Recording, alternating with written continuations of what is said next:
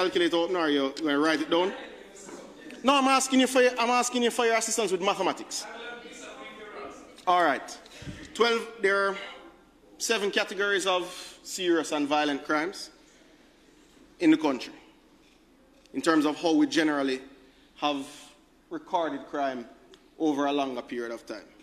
So I'm going to give you some numbers and you tell me what you think. Right?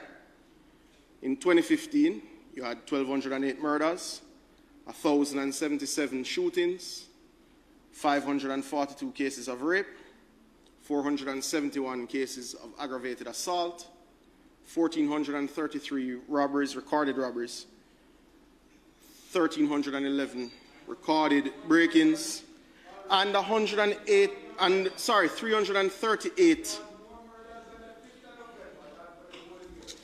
Mr. President, I ask for your protection since we're having a discussion on security. In 2020, Senator Crawford, you have a calculator open, right? You had 1,323 murders, 1,276 shootings, 479 cases of rape, 402 aggravated assaults, 992 robberies, 1,016 break-ins, and 97 cases of larceny. By my layman's math, that is 7,594 recorded serious and violent crimes in 2015 and 5,587 cases of serious and violent crimes in 2020. So I'm not even forcing with the addition, right? So 7,594. No. We're having a conversation with that. No, man. 5,500 versus 7,500. What is the general reduction in crime there? Well, by my layman's math, that is a 27% reduction in serious and violent crimes year over year, absolute years. Sorry. No, you had an issue with murders. There's no two ways about that. And I'll come into that in a second. But you spoke about the overall job of the ministry. The overall job of the ministry is general to crime reduction and general to safety metrics. So you cannot ignore all safety metrics because it doesn't suit a particular narrative. Right? So if you have an incident, if you have a situation, right, because I saw Senator Bunting carrying you down a road showing you Sunday's statistics and showing you particular police divisions, right? So if you look at the Senator Crawford, don't be distracted because I want you to hear what I'm saying. Senator Crawford, if you have a situation where in 5 to 6 police divisions, regardless of who has been in power, Mr. President, for the last 30 years, you have had murder rates above 70 per 100,000. Regardless of who has been in power, Mr. President, you have had murder rates above 70 in 5 to 6 police divisions for the last 30 years. While we have been here, while Senator Bunting was here, right? Above 70, over 100,000. Now let me remind this Honourable Senate what the numbers are. The global average now is 6, not 60. Now we know we like to win, but this is not somewhere that we need to win, or we should want to win, or we should be proud of winning, right? The global average is 6, not 16, not 60. 6. Beyond that, you have a particular challenge in 6 police divisions. If you were to take them out as their own countries, because many of them have population size that you could have reasonable conversation for comparison with, right? You would have a particularly even more, or a particularly more concerning challenge. Because you don't look at things in a vacuum. You have many countries that have no real security threats, which I will come to in a second. So you look at your region, because the global environment has many countries that have varying degrees of issues. You have issues with reporting, you have issues with that, they're relatively secure for a number of reasons. And their level of development does not create the sort of security challenges that we have. Mr. President, the regional average is 17.8 currently. 17.8. Mr. President, not 70. So when you have police divisions with a murder rate for 30 years plus that have had a murder rate above 70 per 100,000, Mr. President, what exactly are we debating at minutes to 6 p.m. on a Friday evening? If that is not an emergency, Mr. President, then what is?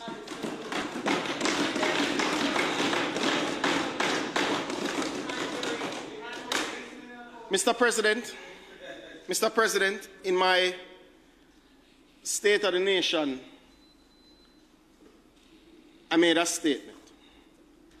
I said that I have never questioned the patriotism of my colleagues. And I want that to remain true. I genuinely want that to remain true. But I know that my colleague has sat in many of the same meetings that I have sat. That the understanding of the threat that we face in this country because of our geographic, geopolitical, and economic position is significant. It is evolving. The threat in 2010 was not the threat in 2015, was not the threat in 2020. This comparison giving the impression that the security performance of this administration is insufficient is really unfortunate. And Mr. President, what it does is it, from an individual who would have seen the same reports I see, certainly in the same format, right? The threats are different, they've evolved. But from an individual who would have seen the same threats that I see, the same reports that I see, it is really quite something. And a former senator once said to me, it was ironic and perhaps poetic justice that I had been assigned to this portfolio because you're put in a position where you know everything and can say nothing. Right? But it is really quite something to behold, sitting in that seat, when you understand the threats that you face from the evolving situation within our region. Now, it's not a new threat. I'm going to quote for you, and then I'm going to allow you to guess where it would have come from. Right?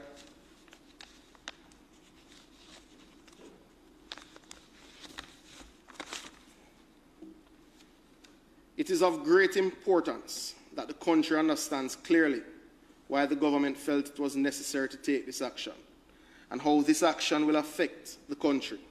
In order to understand why, it is necessary for me to go through a brief history of events leading up to the announcement. The second situation is one in which the government is satisfied that action has been taken or threatened of such a nature on so widespread a scale that is likely to endanger public safety.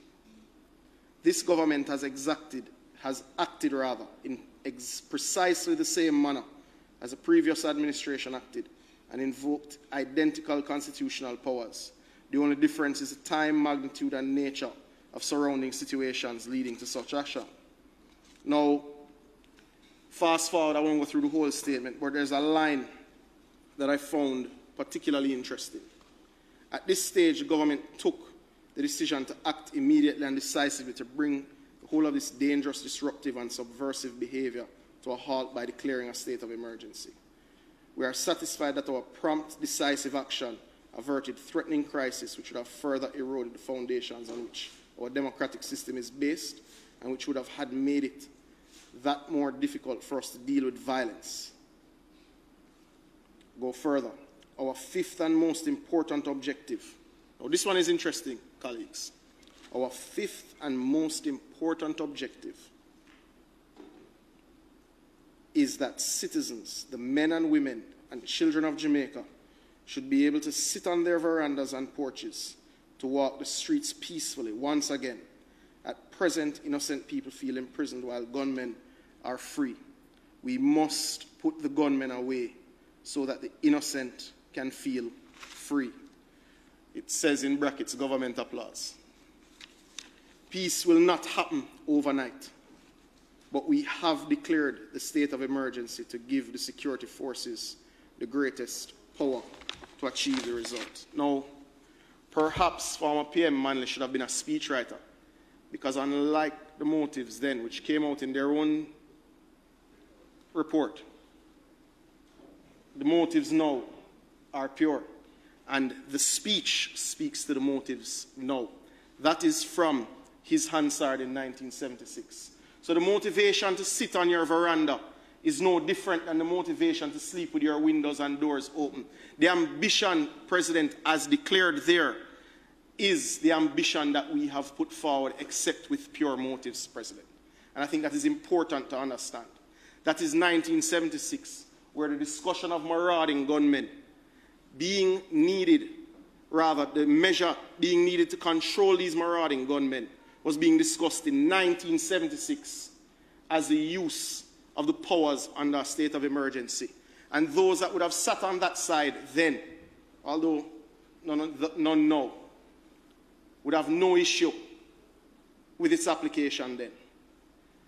So it brings me to the cognitive dissonance, because I go further. In 2004, as the Hansard will show, former Prime Minister P.J. Patterson brought, and if it's 2005, I beg forgiveness, President, but I believe it's 2004, I didn't walk with the document today.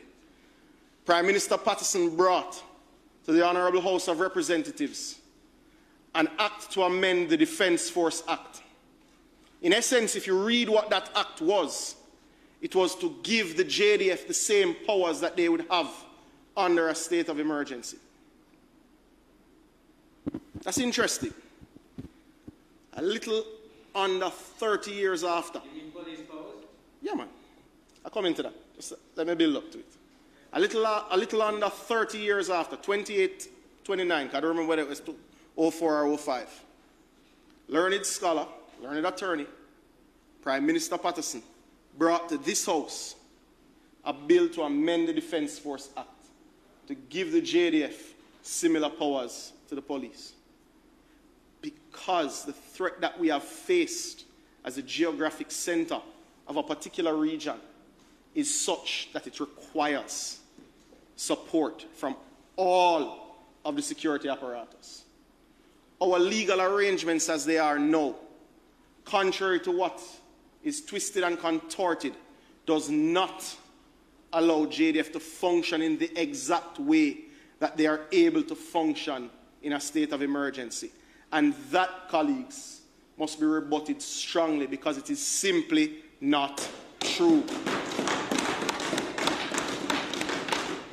The question I ask is why, when your heroes say something, it is fine. When they bring bills to this House, it is celebrated. But when we take their expressed intent to this House to save Jamaican lives, Mr. President, it is rebuffed. Wickedness. No.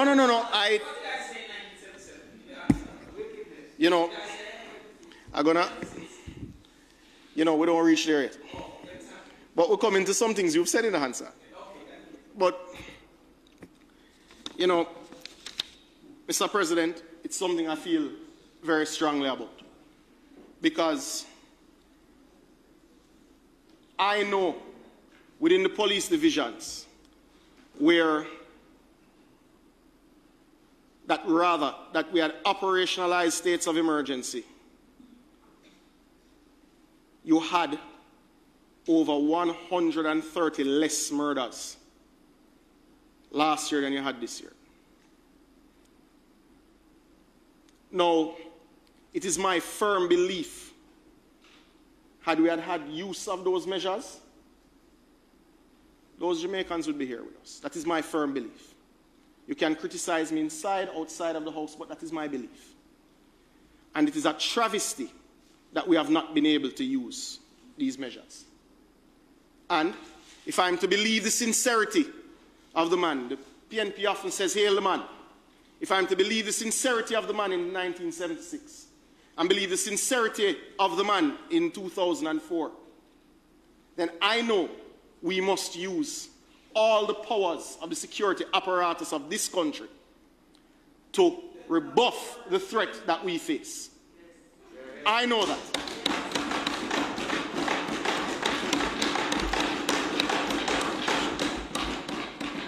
I'll make 2 more points before we close. You're going good, man. Continue. You're going good. Mr. I'm leaving. Man, doing well. Well, as long as you want, you're going well. Mr. President, there are benchmarks that we like to use. We like to compare ourselves. We're Jamaicans. We like to lead. We like to look comparatively at our neighbors. We like to look comparatively at the richest countries on earth and say we should have that. And to be honest, I never want that Jamaican spirit to die, because we should have it. We should be the richest nation on earth. And in many ways we are. But we have some things to get right. Mr. President, when we're going to use the examples, and Hansard would show that my good friend Senator Crawford would have mentioned the fact that in COVID lockdown you have murders. So why is it that the benchmark that we like to look at the most, last year, under COVID measures, where several cities had lockdowns, several states had stay-at-home orders, you had a just under 30% increase in murders, that being the United States of America. That's the benchmark we like to use most for ourselves, because they were our neighbor to the north. Just under 30% increase in murders last year. The highest since the FBI has been tracking numbers. Yes, entire. No, yeah. What it says.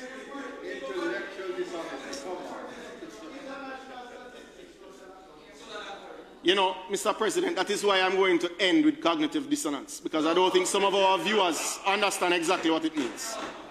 Mr. President, what it shows is that the strain, no, which is, you know, no, but I'm asking you to validate my maths, but you refuse to assist. So, no, I just asked you across the way, but because it would have ended in disaster for your colleague to your right, you couldn't do it. And I understand and appreciate it. The point is, Mr. President, any serious analysis of the measures, the non-clinical measures taken to reduce the spread of COVID in London, which had a double-digit increase, in Trinidad, double-digit increase, in the United States of America, heading towards 30%, shows you that non-clinical measures which were used for a health purpose could not have had the role that you would want, or would not have had the effect, rather, that you want in the reduction of crime, Mr. President. This is not unique to Jamaica. And any such, oh, them locked down the place and crime never go down, that shows you that that is a global phenomenon. But listen to me now, man, I'm not finished. I listen to you.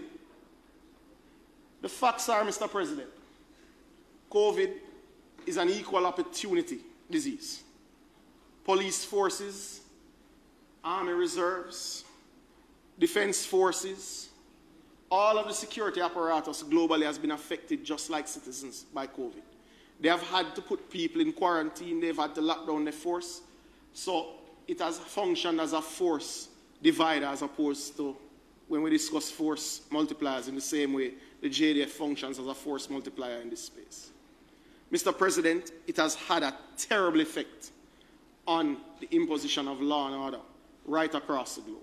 And it is not unique to Western democracies. And that is a fact, impatient of debate. So I just want to ensure that the Hansard recognizes that we have rubbished that point.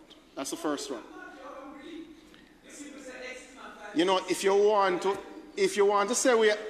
say we have not, what you need to do is ensure that you win an election so that you get to be the last person to speak on the Hansard, because the Hansard is going to reflect what I have said. But the problem is you have no idea how to actualize it. And you and me know the issues you have. The bigger problem, Mr. President,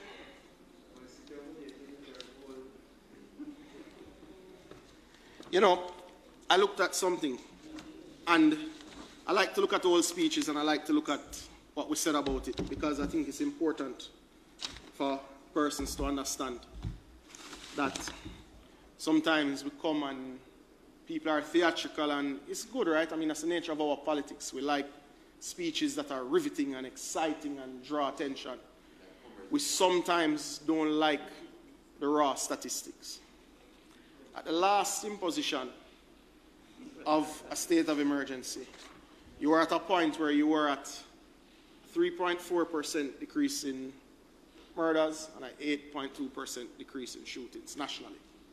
But more importantly, within the total, or rather within the communities that you had imposed these measures, right? You saw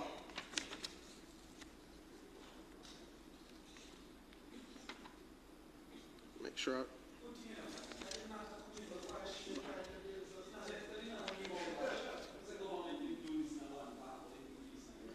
No, but nationally we were down, so you're ignoring that part.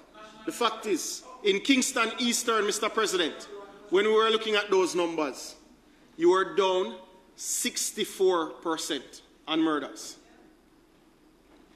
In the parish of St. Catherine, murders were down 14%, and shootings were down 2020 at the imposition of the last state of emergency. And shootings were down 24%. In St. Andrew South, which was the shortest, no, I've said this before, you just weren't listening. In St. Andrew South, which at that point was the most recent imposition of a state of emergency, you had a 1% reduction in murder and an 18% reduction in shooting in 6 weeks. In St. James, Mr. President, which at that point was the longest running, you had reached your lowest murder total year to date in 21 years, Mr. President. Now, you had also reached your highest gun seizures in 21 years. Mr. President, in Westmoreland and Hanover, at that point, you had seen reductions in murder of 48 and 57% respectively. Mr. President, shootings were down 40 and 6. No, but murder and shootings were down 3 and 8% respectively nationally. So you can't say that. You can't say that. You know, let me, Mr. President, 21 years includes 2015, okay? 2020 minus 21 goes back to 1999.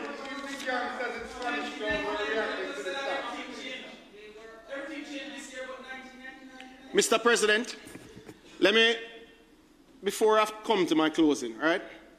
Let me remind you of something. In 2014, the third quarter of the calendar year was the last year my colleague Senator Bunting saw a decline in total crime or a decline in murder. Every other quarter, it went up before he left. Doesn't matter. 6 straight quarters murder increased under your watch. The last 6 quarters of your tenure, murder increased every single quarter. But to be more, but to be more clear, you don't have the mic. Senator Sinclair, I don't know if you recall.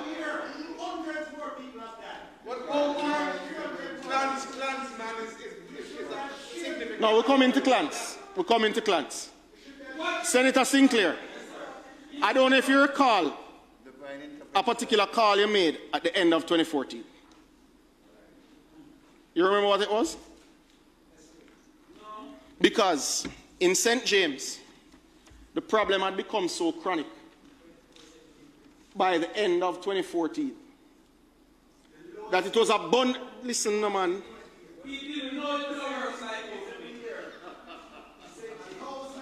Mr. President, can I seek your protection? You... Senator Samuda, You don't need my Senator Samuda. Senator Bunting. Senator Bunting. Senator Bunting. Please allow the minister to come. Eh? But it was abysmal. Senator Samuda, you don't really need my assistance still. No, but every once in a while it's useful, President. Okay. You know, there is...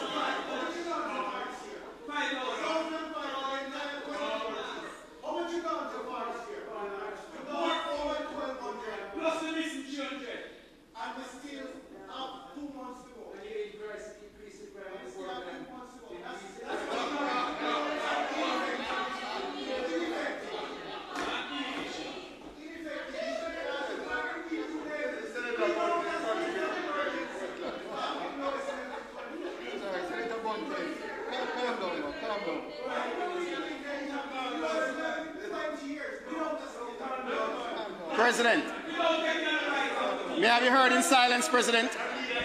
May I be heard? May I be heard in silence, President? Senator Bunting, your enthusiasm at 6:15 is admirable, but out of place. Senator Crawford, take a deep breath for me, please. You can renew your discussions with your colleague after. Senator Samuda is entitled to be heard. Continue, please, Senator Samuda. You know, Minister Samuda, you have all night. Go. President, All night.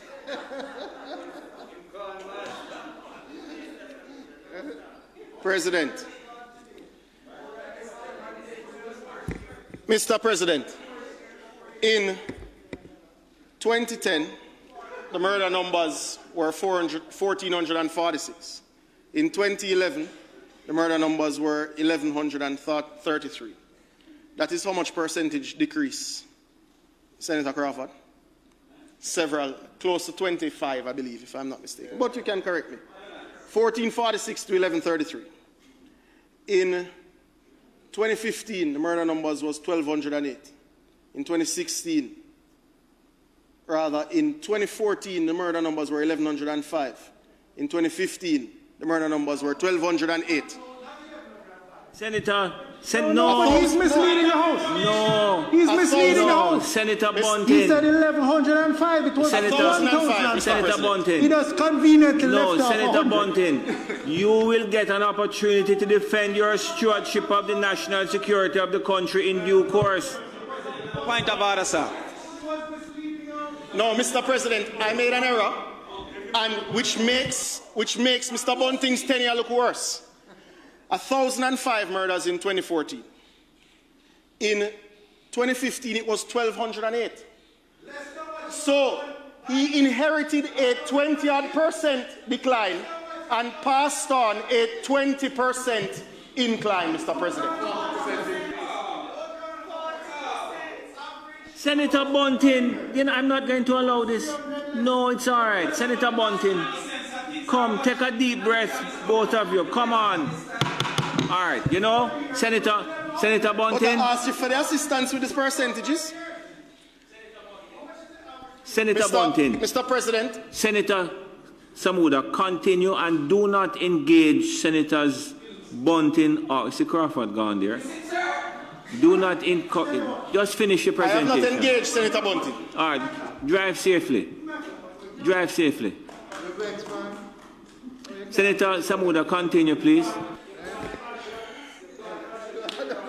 Well, that makes this a little less entertaining. However, Mr. President, the simple fact I was making is that Senator Bunting, and I said it on the Hansard before, so I have no problem saying it on the Hansard now. Right, 1 minute. Senator Bunting, hold on, 1 minute. Senators, please allow the senator to continue, and with the senior opposition senator present, come and sit in the front and be the leader for the time. One day, Busha. Tell no man you've seen him if I never work and I buy you a drink.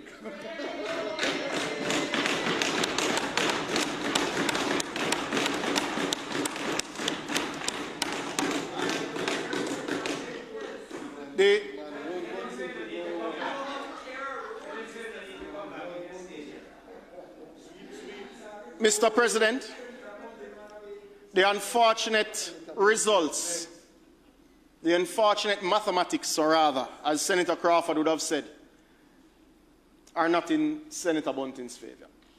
He inherited a 20-plus point decline and passed on to the administration after at 20% incline in murders. So he got a situation that was improving and turned it the other direction, and that is unfortunate facts. And that is included in my State of the Nation presentation and has not been rebutted. Those statistics are a matter of parliamentary fact.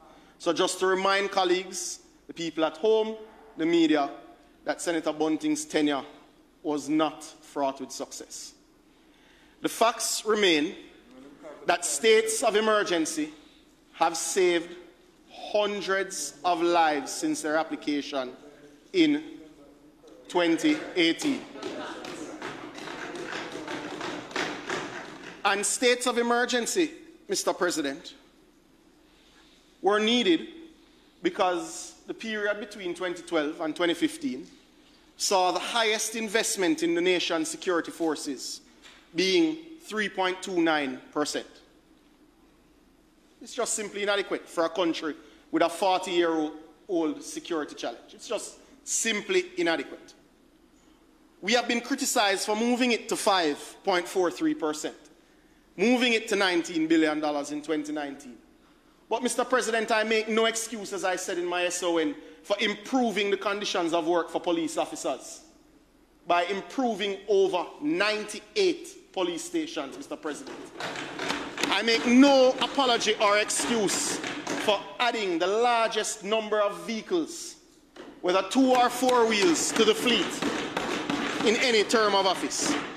I make no apology for investing in science and technology to improve the investigative capacity of the force. And you know, Mr. President, I have every Hansard here from every debate on the state of the nation, or rather on the imposition of states of emergency since 1966. Every leader, even in the case of hurricanes, has said the same thing. You can go and summarize it. It has always been about the safety of Jamaicans. And in the spirit of what they have said, I have no issue saying that states of emergency have improved the safety of Jamaicans. I have no issue in saying that the opposition erred in 2010 when they didn't give us the support to go into St. Catherine and to lock down the Klansman gang by way of their vote against the state of emergency. I have no issues saying that they erred when they voted against the extension of the states of emergency in St. James when we had gangs on the run. And let me tell you why I have an issue with it. Because, Mr. President, there are a few points of misinformation. The opposition likes to feed the nation on a steady diet of misinformation. Mass detention. No such thing, Mr. President. 240 people at the end of the states of emergency were in detention nationally across 5 states of emergency. There were no evidence of human rights abuses in the way that the JDF or the JCF conducted themselves. And it was this administration, as instructed by Prime Minister Holness, that put all the officers that would have acted either in SOEs or ZOSOs through human rights training, Mr. President. We have neither abused the human rights of those in our operations or in our detention, Mr. President, and I take strong umbrage towards it, Mr. President. Now, what's interesting, of that 240, half of them have faced charges. Some have died. Others are persons of interest. Mr. President, there were no saints among that space. And I won't go further into the detention of those because it is a subject of court. But my conscience is clear. I don't know whose conscience is clear from 2010 when they listen to what is being reported from another court case now. But mine is clear. I know I vote to save the lives of Jamaicans every single time any measure comes to do that.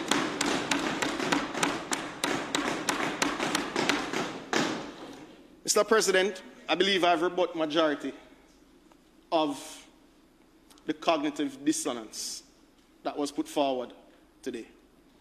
The last point I will make before I close is that an issue was made related to the $1 million fine and why the increase was the space. We have been chastised in this House before, and perhaps rightly so, for not having parity across laws.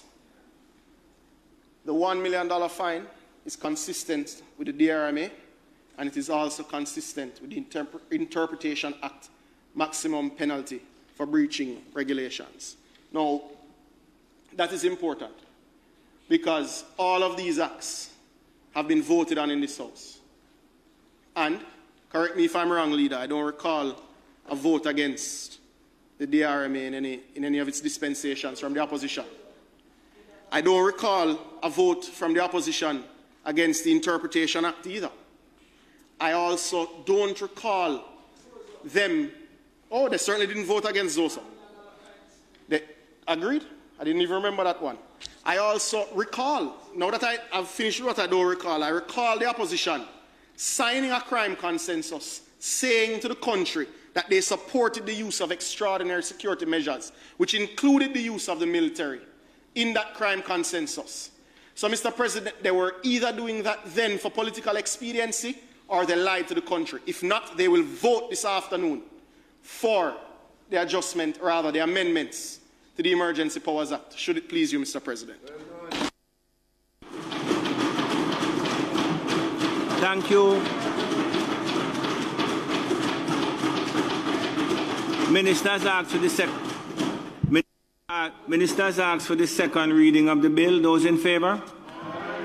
Against? Madam Clerk.